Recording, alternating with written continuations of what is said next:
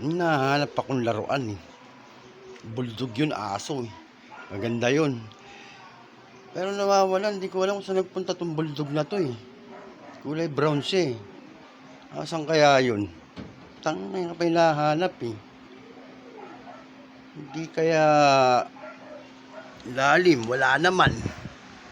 Hindi kaya sa labas, wala rin. Hindi naman niluto. Kaya nagpunta yung impact na yun.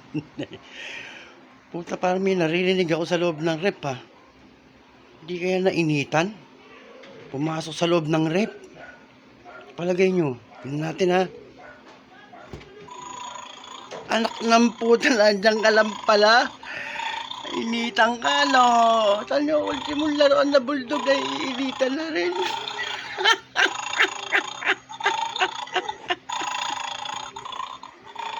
Ito po siya oh. Ayun ang itsura niya oh. Wala pumasok sa rep.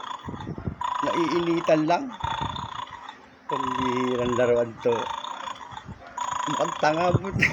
Bulldog sa bulldog. Ano, ang taba ng utak na nakaisip kong laruan na to. Oh. Naiba ho yung sounds niyan. Oh, tingnan nyo. Oh, bulldog na bulldog oh. Oh. Kanya po to, ayan oh, si Epoy oh. Sa kanya ho to. Hi. Ang dilim mo eh. Oh, oh yan sa kanya. Hinahanap namin kanina, pumasok pala sa rep.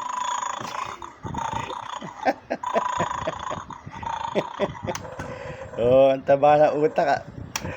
May aligi.